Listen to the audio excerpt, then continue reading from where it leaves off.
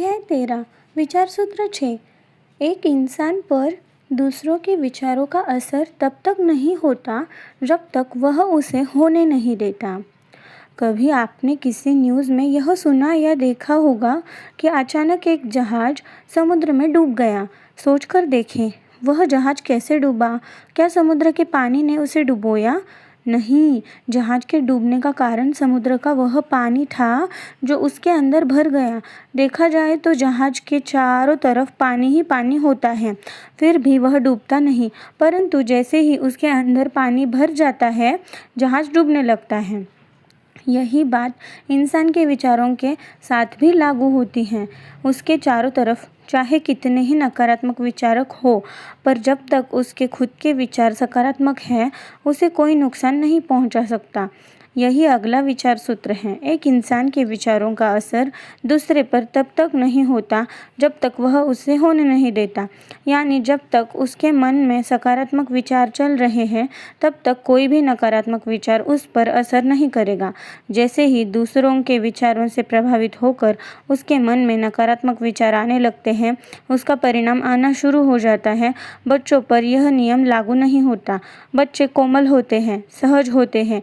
जिस तरफ मोड़ो मुड़ जाते हैं, उन पर दूसरों के विचारों का असर ज़्यादा होता है, क्योंकि वे अपने माता पिता, शिक्षक, मित्र आदि को देख देख कर अपने विचारों को दिशा देते हैं।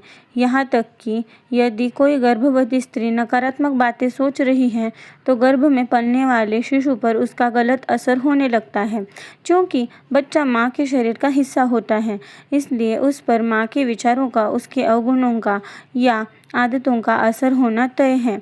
इसका मुख्य कारण है कि बच्चों के अपने कोई विचार नहीं होते। वे हर चीज़ को ग्रहण करने के लिए खुले होते हैं। उन्हें जैसे विचार दिए जाते हैं, वे उन्हें सच मान लेते हैं। इसलिए माता पिता या आसपास के लोगों ने यह ध्यान रखना चाहिए कि वे बच्चों को गलत या नकारात्मक विचार न दें। बड़े होते होते वे विचार इंसान के अपने विचार बन जाते हैं, जिनकी शक्ति दूसरों के विचारों से तीव्र होती है। इसलिए दूसरों के विचारों का असर उन पर तब तक नहीं होता जब तक वह उनसे प्रभावित न हो। जैसे आपका कोई शत्रु यह प्रार्थना करे कि आप बीमार पड़ जाए, आपको तब तक बीमार नहीं कर सकता जब तक आप भी सामने वाले के विचारों से प्रभावित होकर अपने लिए बीमारी के विचार करने लगे। इसे एक और उदाहरण से समझें। मान ले आपके साथ रहने वाला इंसान नकारात्मक विचारक है। ऐसे में उसकी नकारात्मक सोच का असर आप पर तब तक नहीं होगा जब तक आप होश में हैं। ऐसे में यदि आप उसे अपनी गाड़ी में पीछे बिठाकर ले जा रहे हैं, तो उसकी नकारात्मक सोच के कारण आपका एक्सीडेंट नहीं होगा। मगर यदि वह पीछे बैठकर लगातार नकारात्मक बोल रहा है कि अरे आजकल बहुत एक्सीडेंट होते हैं, फला जगह यह एक्सीडेंट हो गया, वहाँ यह हादसा हो गया, और आप भी बेहोशी में वही बातें सोचने लग गए। पर अगर आप पर उसकी नकारात्मक बातों का असर होने लगे तो एक्सीडेंट आकर्षित होने लगेगा।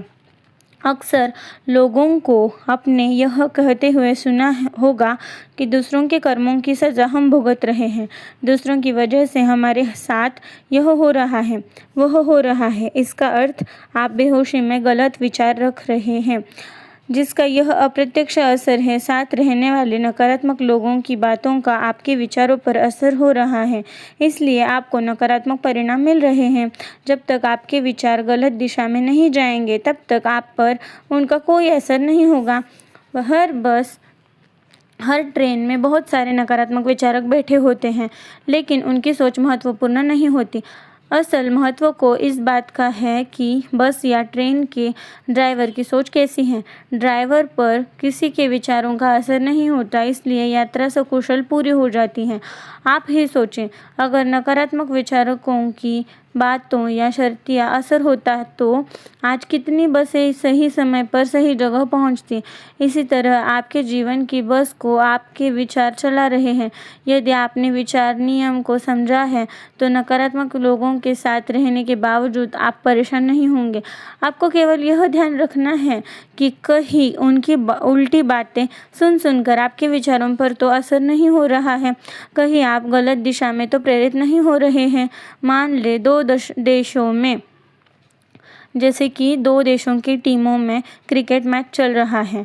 बहुत से दर्शक बैठे हुए हैं, सबके मन में विचार चल रहे हैं, लेकिन खिलाड़ियों के विचार हर छक्के चौके के साथ बदल रहे हैं।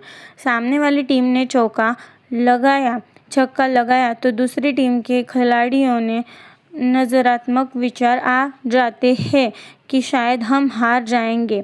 उसका असर उनके खेल पर ज़्यादा होता है, न कि दर्शकों के विचारों का। अंत में 1 रन के फर्क से 20 वाली टीम जीत जाती है, 19 वाली हार जाती है। लाखों दर्शकों के विचार तालियों या हाय हाय के रूप में व्यक्त होकर खिलाड़ियों पर असर डाल रहे होते हैं।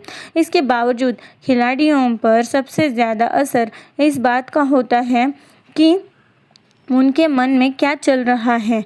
मैच फिक्सिंग के लालच भरे विचार चल रहे हैं तो बाकी लोगों के विचारों से फर्क नहीं पड़ता। इसका मतलब है गाड़ी चलाने वाला सबसे महत्वपूर्ण है, पीछे बैठने वाले के विचारों से ज़्यादा फर्क नहीं पड़ता। अगर आपके साथ बस में, कार में, मोटरसाइकिल पर कोई नकारात्मक विचारक बैठा है तो डरने की ज़रूरत नहीं है। खुद से बस यह पूछते रहे, मेरे विचार कैसे हैं। अगर बस में जाते समय आपके विचार नकारात्मक है कि कहीं दुर्घटना न हो जाए तो खुद से कहे, ड्राइवर के विचार अच्छे हैं, इसलिए चिंता की कोई बात नहीं है। यह सोचते कि आपकी नकारात्मक शक्ति का असर तुरंत कम हो जाएगा। आइए अब एक और कारण समझते हैं कि हमारे विचारों का असर दूसरों पर क्यों नहीं होता। हालांकि इंसान को लगता है उसके विचारों में शक्ति है जो दूसरों को प्रभावित कर सकती है, मगर यदि उसके विचार दूसरे की दिव्य योजना में बाधा बन रहे हैं तो वह भी पूरे नहीं होते। मान ले आपको साइकिल चाहिए, आप सोचते हैं फला इंसान के पास जो साइकिल है वह मुझे मिल जाए। आपको इस इंसान का ख्याल नहीं आता कि जो साइकिल मैं मांग रहा हूँ उसके बगैर उस इंसान का काम एक दिन भी नहीं चल सकता। उसकी प्रार्थना, उसकी इच्छा, उसकी दिव्य योजना के अनुसार उसे उस साइकिल पर करतब दिखाने हैं। उसे वह साइकिल सप्ताह में 7 दिन चलानी है। उस साइकिल से उसे पुरस्कार जीतने हैं। उस साइकिल के साथ उसके सपने जुड़े हैं। आप अगर इन सब के बावजूद चाहते हैं कि वह साइकिल आपको मिल जाए तो ऐसा नहीं होगा, क्योंकि आपकी इच्छा दूसरों की दिव्य योजना के विरोध में जा रही है, इसलिए वह पूरी नहीं होगी। इसे एक और उदाहरण से समझें। आपने एक अनार 100 बीमार वाली कहावत सुनी होगी। 100 बीमार लोगों को अनार चाहिए तो आप सोच सकते हैं कि चलो अनार के दाने निकाल कर सबको दे दें।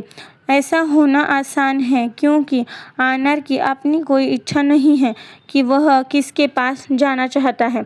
मगर मान ले एक लड़की है और मोहल्ले के 4 लड़के होते हैं जो कि चाहते हैं कि उसकी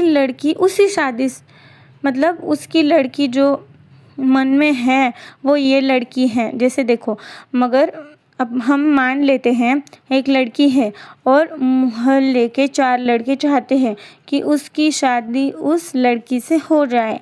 अब चारों में से किसकी इच्छा पूरी होगी, यह केवल उन 4 लड़कों के विचारों पर निर्भर नहीं करता, बल्कि वह लड़की क्या चाहती है, उसके क्या सपने हैं, उसकी क्या इच्छा है, यह महत्वपूर्ण है। उसकी दिव्य योजना के अनुसार कौन सा इंसान उसके लिए सही है, इसी आधार पर सभी को अपना अपना परिणाम मिलेगा। ये बातें समझे बिना लोग शिकायत करते रहते हैं, हम विचारों पर कार्य करते हैं, प्रार्थना करते हैं, फिर भी हमारी यह प्रार्थना पूरी नहीं हुई, हमारे जीवन में यह नहीं हुआ, वह नहीं हुआ। इन सब बातों के पीछे महत्वपूर्ण समझ यह रखें कि मेरे विचारों या प्रार्थनाओं से दूसरे की दिव्य योजना में बाधा न पड़े। मेरी प्रार्थना दूसरे की दिव्य योजना के विरोध में न हो, क्योंकि दूसरा इंसान भी जीवित इंसान है और उसकी अपनी चाहत है। तो दोस्तों, अध्याय 14 में हम फिर मिलेंगे।